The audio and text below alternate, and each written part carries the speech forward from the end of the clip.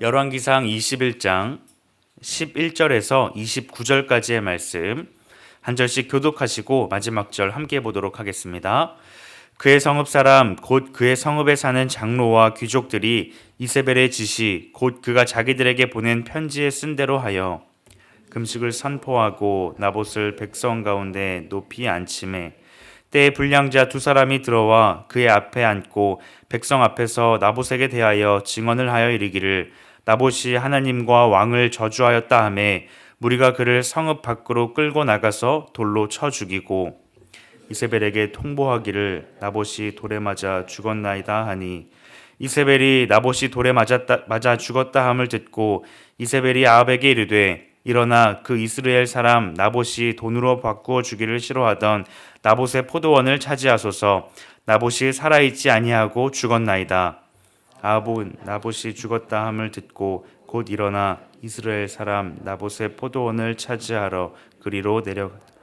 여호와의 말씀이 디셉 사람 엘리야에게 임하여 이르시되 너는 일어나 내려가서 사마리아에 있는 이스라엘 사람 왕을 만나러 그 포도원을 차지하러 그리로 너는 그에게 말하여 이르기를 여호와의 말씀이 내가 죽이고 또 빼앗았느냐 하셨다 하고 또 그에게 이르기를 여호와의 말씀이 개들이 나봇의 피를 핥은 곳에서 개들이 내 피 곧 내 몸의 피도 핥으리라 하였다 하라.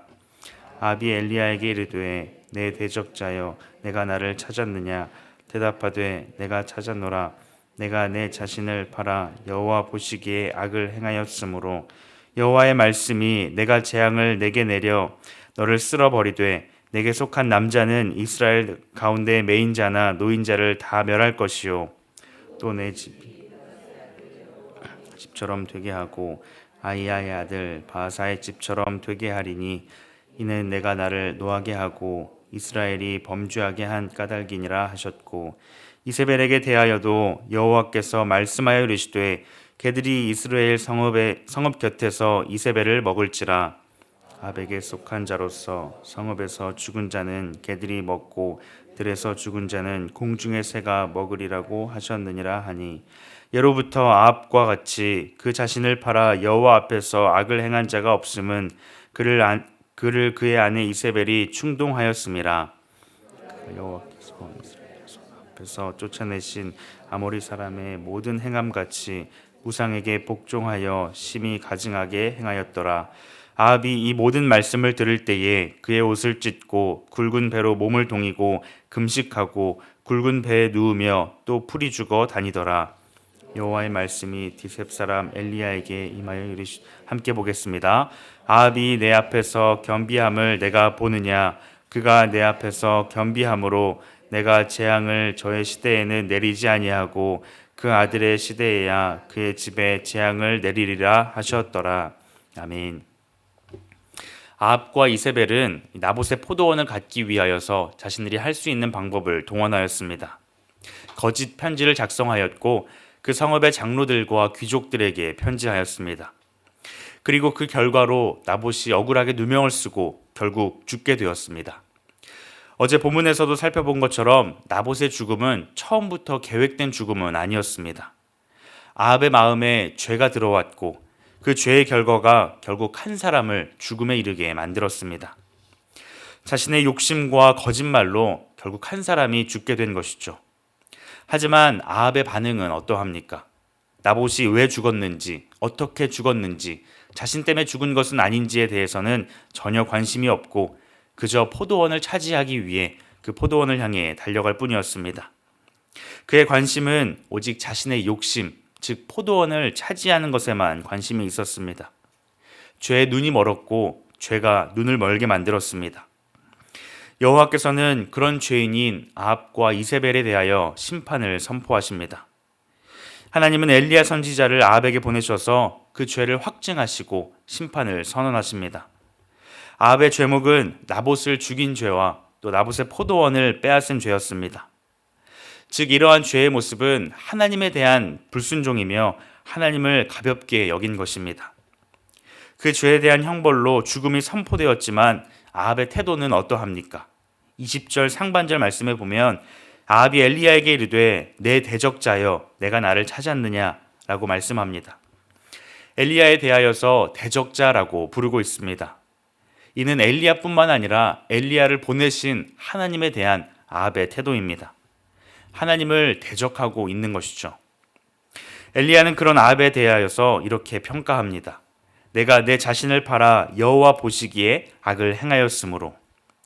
그리고는 하나님의 심판의 메시지를 쭉 선포하고 있습니다. 아합은 포도원을 얻기 위하여서 열심을 내었고 결국 그 포도원을 얻어내었지만 결국 자기 자신, 즉 자신의 생명을 잃었다라고 말합니다. 아합의 죄는 자신에게 만족감을 주었을지는 모르지만 하나님의 사랑을 끊어버리게 만들었습니다. 어제 본문에서도 살펴보았지만 죄라고 하는 것은 작은 것에서 시작하지만 큰 결과를 만들어냅니다. 자신이 원하는 것을 얻을 수 있도록 계속해서 죄와 타협하는 삶을 살아가는 것이죠. 하지만 가장 중요한 것이 무엇입니까? 죄를 범하는 그 영혼 가운데, 그 삶 가운데 하나님께서 불쌍히 여기지 않으신다는 것입니다. 결국 하나님의 사랑에서 끊어져 버린다는 것입니다. 사랑하는 성도 여러분, 우리의 마음 가운데에 죄의 마음이 찾아올 때에 우리가 이 사실을 기억할 수 있기를 바랍니다. 교묘하게 찾아오는 죄의 마음 가운데에 타협하여서 우리가 원하는 것을 얻어낼 수 있습니다. 그래서 잠깐의 행복을 누릴 수 있습니다. 하지만 중요한 것은 무엇입니까? 죄와 타협하면 타협할수록 하나님의 사랑에서 멀어져 간다는 것입니다. 하나님께서 우리를 더 이상 불쌍히 여기지 아니하시고 우리를 하나님의 사랑에서 끊어낸다라는 것입니다. 아합은 자신이 원하는 것을 끝내 얻어냈습니다. 하지만 자신을 팔아서 여호와 보시기에 악을 행하였다는 것입니다. 엘리야를 통한 심판의 메시지 앞에 아합은 동일하게 자신은 죄가 없다고, 자신은 하나님 앞에서 죄가 없다라고 그렇게 행동하지 않고 뉘우치는 모습을 보입니다. 27절 말씀에 아합이 이 모든 말씀을 들을 때에 그의 옷을 찢고 굵은 배로 몸을 동이고 금식하고 굵은 배에 누우며 또 풀이 죽어 다니더라. 이러한 아합의 모습은 회개하는 자의 모습이라고 할 수 있습니다. 하지만 이러한 모습이 과연 진정한 회개의 모습이었는지는 우리가 생각해 볼 수 있어야 합니다. 회개라고 하는 것은 그저 회개의 모습만 슬퍼 울며 그렇게 금식하는 것에서 끝나는 것이 아니라 삶에서 합당한 증거가 나타나야 합니다. 자신의 죄의 모습을 바르게 깨닫고 하나님께로 돌이켜서 그 죄의 모습 가운데 끊어내는 그러한 모습들이 나타나야 한다는 것이죠. 하지만 아합은 뒤이어 22장에서 계속해서 선지자의 말을 무시하고 거짓 선지자의 말을 따라가는 그러한 모습을 볼 수 있습니다. 결국 오늘 본문에서 보여준 아합의 회개의 모습은 참된 회개라고 볼 수 없을 것입니다. 하나님의 심판의 메시지 앞에 두려운 마음으로 잠깐 나타나는 그런 행동이었습니다. 하지만 그러한 모습에도 불구하고 하나님의 태도는 어떠하십니까? 하나님께서는 그런 그의 모습을 주목하고 계십니다. 하나님께서는 흉악한 죄인이라 할지라도 그가 하나님 앞에 나아오는 것을 기뻐하십니다. 아무리 악인이라 할지라도 그가 회개하고 하나님 앞에 돌아올 때에 하나님께서는 그 영혼을 받으시고 용서하여 주십니다. 인간적인 생각으로는 어떠합니까? 그는 용서받을 수 없는, 용서받아서는 안 되는 끔찍한 죄인입니다. 하지만 하나님께서는 그런 죄인을 주목하고 계시고 그런 죄인이 회개하여 나아오기를 원하십니다. 오늘 우리의 삶이 그러한 삶인 줄 믿습니다. 우리는 하나님 보시기에 그 어떤 자격도 없는 죄인의 삶이었습니다. 하지만 하나님께서는 우리를 불쌍히 여기시고 우리를 사랑하여 주셔서 그리스도를 보내주시고 그리스도의 십자가로 우리에 대한 그 놀라운 사랑을 보여주셨습니다. 우리는 날마다 그리스도의 십자가 앞에서 우리가 받은 그 은혜와 사랑을 기억하며 살아갈 수 있어야 합니다. 우리가 그 은혜를 깨달았다면 우리에게 나타나는 모습이 무엇입니까? 날마다 우리의 죄의 모습을 돌아보고 돌이켜서 하나님 앞에 나아갈 수 있어야 합니다. 그럴 때 하나님께서는 우리의 삶을 기뻐 받으시는 것이죠. 또한 더 나아가서 하나님의 은혜가 필요한 사람, 하나님의 용서가 필요한 사람, 아직 그 은혜를 모르고 살아가는 그들에게 하나님의 사랑을 전할 수 있어야 합니다. 하나님께서는 한 사람이 주님 앞에 돌아올 때에 기뻐 받으십니다. 누가복음 15장 7절 말씀에는 내가 너희에게 이르노니 이와 같이 죄인 한 사람이 회개하면 하늘에서는 회개할 것이 없는 의인 99으로 말미암아 기뻐하는 것보다 더하리라 라고 말씀하십니다. 사랑하는 성도 여러분, 하나님께서는 흉악한 죄인이라 할지라도 하나님 앞에 돌이킬 때에 그에게 은혜를 베푸시고 생명 베푸시기를 원하십니다. 먼저는 우리의 삶을 돌아보며 날마다 회개하고 그리스도의 십자가 앞에 나아가는 우리 모두가 되기를 소망합니다. 또한 더 나아가서 우리가 받은 그 놀라운 사랑과 그 은혜를 알지 못하는 자들에게 날마다 전할 수 있기를 소망합니다. 하나님께서는 그런 우리의 삶을, 그런 죄인이 하나님 앞에 돌이키는 것을 기뻐 받으실 것입니다. 오늘 하루도 우리 마음 가운데 죄가 찾아올 때에 우리를 구원하여 주신, 우리를 사랑하시고 용서하신 그 하나님을 기억하며 하나님 앞에 나아가는 삶을 살아가는 우리 모두가 되기를 주님의 이름으로 축복합니다. 기도하시겠습니다. 하나님 감사합니다.